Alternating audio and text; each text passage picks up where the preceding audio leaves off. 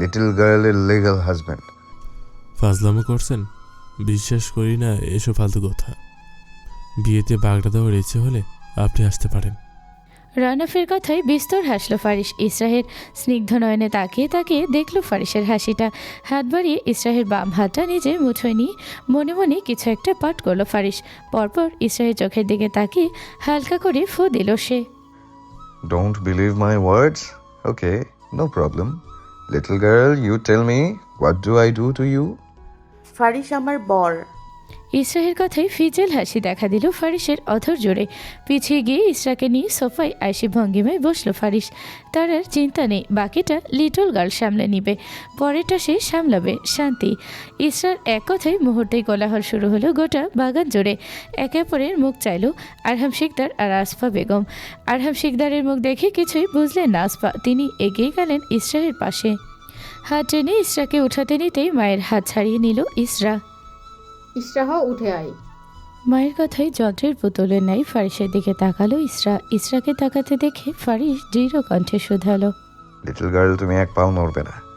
তেতে উঠলেন আসফা। ছেলেটা এবার বড্ড বেশি করছে। কঠিন গলায় আসফা বললেন, ইসরাহ তোকে উঠতে বলেছি।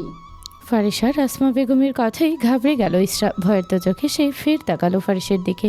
মৃদু হাসলো ফারিস। ইসরা থুতনি ধরে কপালে চুমু খেয়ে বলল সে, আমাকে ভালোবাসো প্রিন্সেস? উপর নিচ মাথা নাড়ালো ইসরা, যার মানে হ্যাঁ। তৃপ্তির হাসি হাসলো ফারিস। 12 বছর কষ্ট পেয়েছে মেয়েটার জন্য, এবার আর কেউ তাদের আলাদা করতে পারবে না সেই হিসেব করে আটঘাট বেঁধেই ময়দানে নেমেছে ফারিস জওয়ান। ইসরা হাত জোড়া মুঠোয় পুরি নিঃশক্ত চোখে তাকালো ফারিস। বাম চোখ টিপুনি কেটে সে বলল, মুখে বলো সুইট হার্ট, কেউ কিচ্ছু বলবে না তোমায় প্রিন্সেস, আমি আছি। বাসি। বিয়ে করবে? হ্যাঁ, আমেরিকা যাবে আমার সাথে? যাব। ইসরার কথা শুনে বুকে ব্যথা লাগলো রৌনকের। তার ভালোবাসা হঠাৎ একজন এসে কেড়ে নিয়ে যাবে। রৌনক বেঁচে থাকতে তা হতে দিবে না। ইসরাহ কি বলছে এসব? আঙ্কেল আপনি কিছু বলুন, আমার কিন্তু আর ভালো লাগছে না। আরহাম শিকদারের দিকে তাকিয়ে রৌনক বলল। রৌনকের কথায় আরহাম শিকদার এগিয়ে এলেন। ফারিসের দিকে তাকিয়ে শান্ত স্বরে প্রশ্ন করলেন তিনি, তুমি কি চাইছো ফারিস? আমার ওয়াইফকে। ফারিসের কথা শেষ হতেই তীক্ষ্ণ কণ্ঠে আসফা বেগম প্রশ্ন করলেন, ইসরাহ তোমার ওয়াইফ হলো কিভাবে? পকেট থেকে রং চটে যাওয়া একটা নীল কাগজ বের করলো ফারিস। 4 ভাঁজের কাগজটা মেলে ধরল সবার সামনে। Marriage registry paper, both of us have signature. Although I'm not obliged to show you proof, just showing up in honor of my little girl. Raunak কাগজটা এক প্রকার কেটে নিল ফারিসের হাত থেকে। জল শক্ত করে কাগজটাতে চোখ বোলালো রৌনক। বরের জায়গায় গুটি গুটি ইংরেজি অক্ষরে ফারিস জওয়ান লেখা, কোণের জায়গায় আঁকা বাঁকা হাতে লেখায় ইসরা মুনতাসির লেখা। নামগুলো দেখে মিয়ে গেল রৌনকের চেহারা। ফারিস হাত বাড়িয়ে কাবিননামাটা নিয়ে নিল রৌনকের হাত থেকে। বাঁকা কণ্ঠে শুধালো সে, আর কোনো ডাউট আছে মিস্টার ভুইয়ান?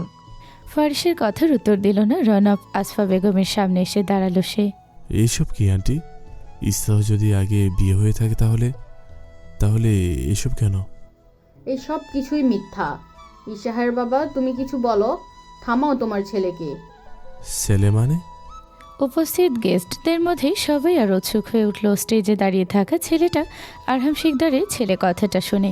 আরহাম শিকদারের আগের পক্ষের একটা ছেলে আছে, এটা ওনার গুটি কয়েক আত্মীয় স্বজন আর বিজনেস পার্টনাররা জানেন, কিন্তু সে কি এই ছেলেই তা সঠিকভাবে জানা নেই কারো।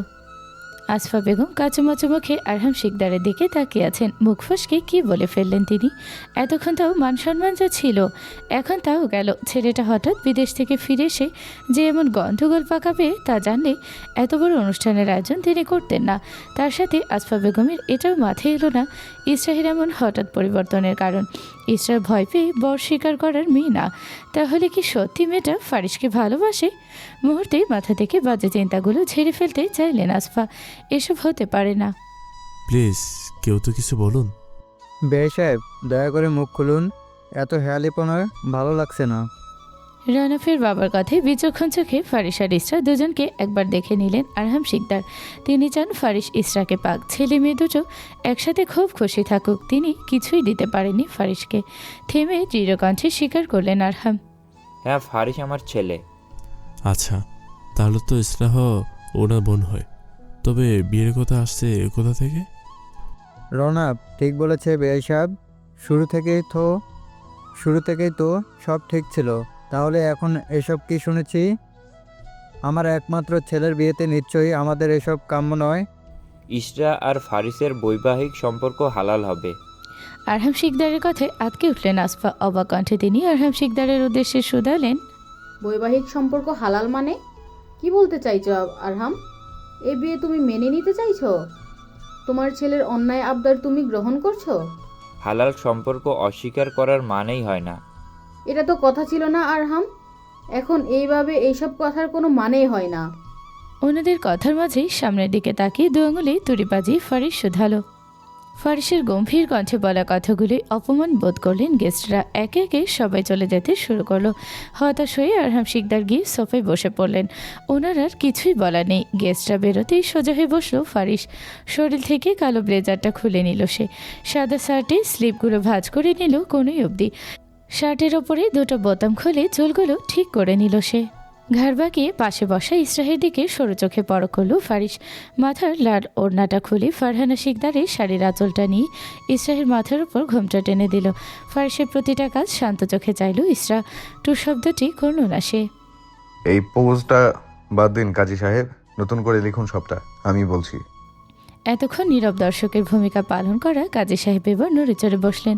ছেলেটা যে বেশি সুবিধার না তা ওনার বেশ ভালোই বোঝা হয়ে গেছে। তাই বিনা বাক্যে পৃষ্ঠা পাল্টে নতুন পৃষ্ঠায় লিখতে নিলেন উনি। আপনি পৃষ্ঠা পাল্টাবেন না কাজী সাহেব। ইসরাহ আমার সাথে বিয়ে হবে। কিভাবে শুনি?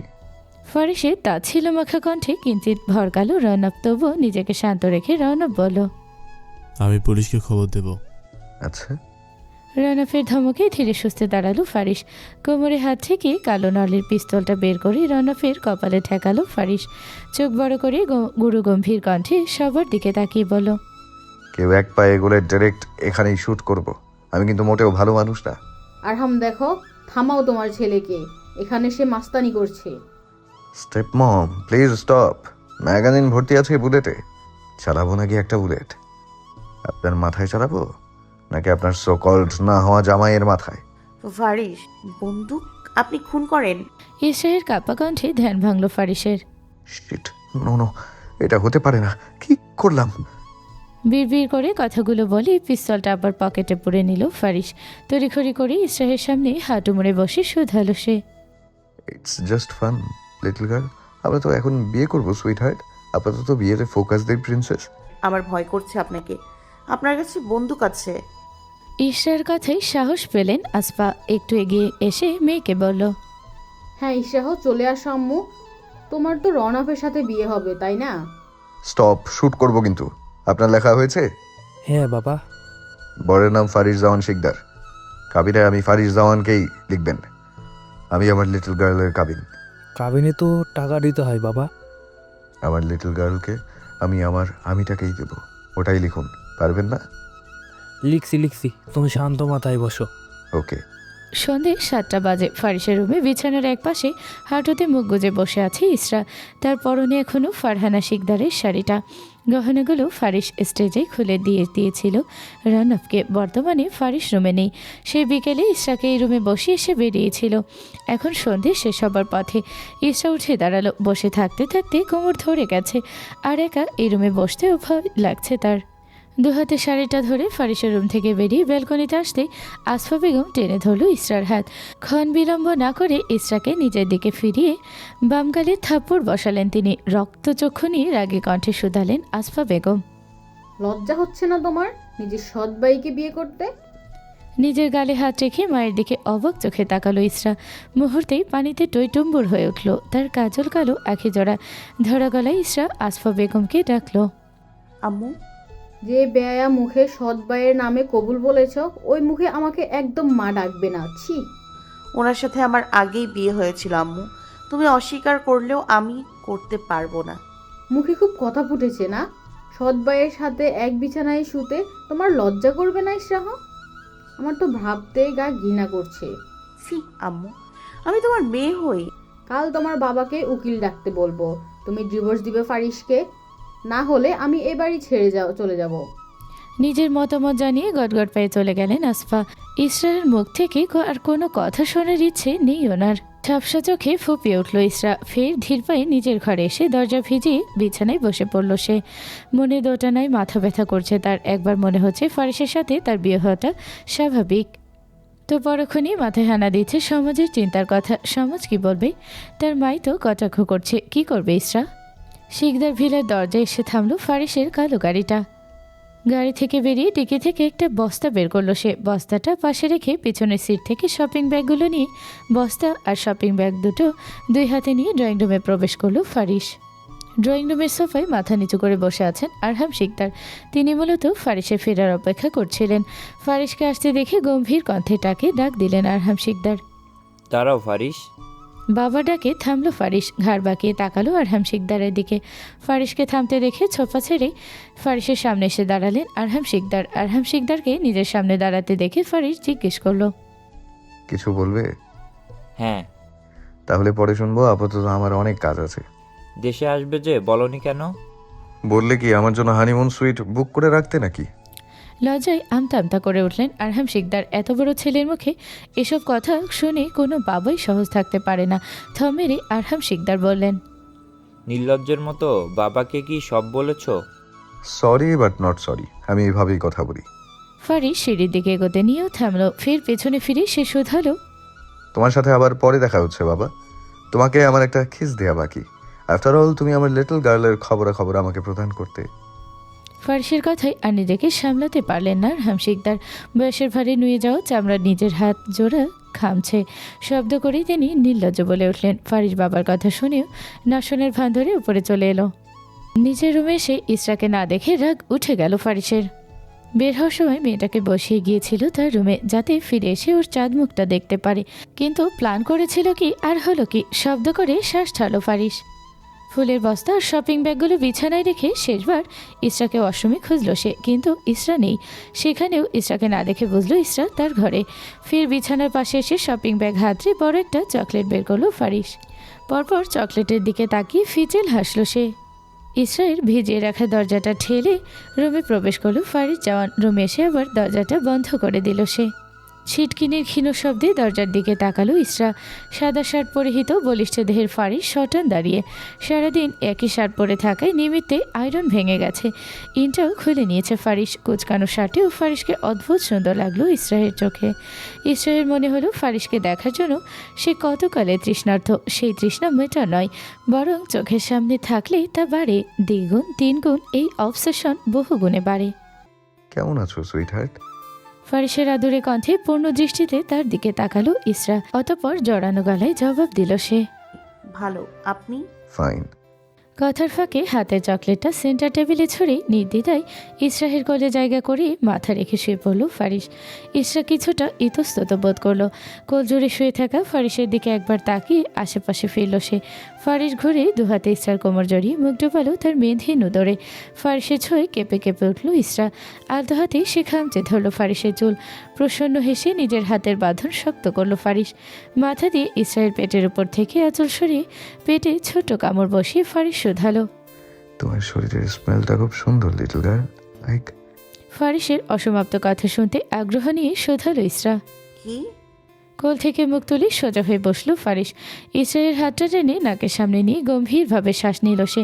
ফির নিঃশক্ত কণ্ঠে বলল, লাইক মিঠাই, লাইক কুলফি, লাইক রসমালাই, রিস্তা বরফি। ইসরা উত্তর দিল না, কেবল মুচকি হাসলো। ফারিস হাসি থামিয়ে চকলেটটার দিকে তাকিয়ে গদগদ কণ্ঠে ইসরাকে প্রশ্ন করলো, চকোলেট খাবে সুইট হার্ট? নির্লিপ্ত চেয়ে ইসরা প্রশ্ন করলো। কি চকলেট এটা? বাঁকা হাসলো ফারিস। বিছানা থেকে নেমে চকলেটটা তুলে প্যাকেট খুলে এক টুকরো চকলেট ভেঙে নিজের মুখে নিয়ে বাকিটা ইসরায়ের হাতে ধরিয়ে দিয়ে শোধালো সে। কৌতূহল নিয়ে চকলেটে কামড় বসালো ইসরা। স্বাদ ভালো, খেতে খুব একটা মন্দ না। দেখে ফের আরেকটা কামড় খেলো সে। ইসরাকে চকলেট খেতে দেখে বাঁকা হাসলো ফারিস। পিছিয়ে গিয়ে সোফায় বসলো সে। ইসরা চকলেটটা অর্ধেকটা খেতেই ছোপা ছেড়ে উঠতে উঠতে ফারিস বলল, so see you after 1 hour sweet heart.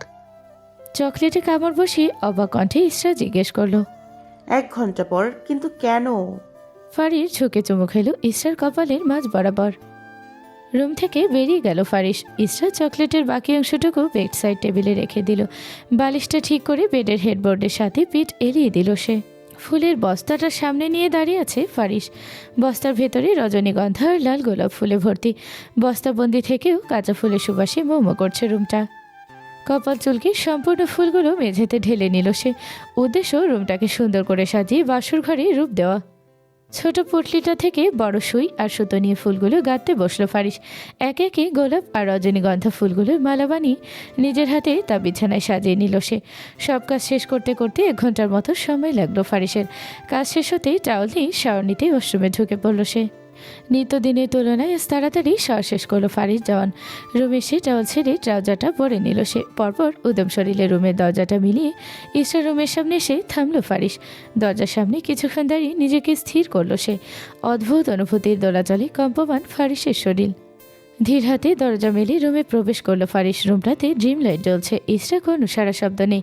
কিঞ্চিত অবাক হলো সে। ফারিস দরজা থেকে সরতেই হঠাৎ কেউ আষ্টে পৃষ্ঠে জড়িয়ে ধরলো তার গলা।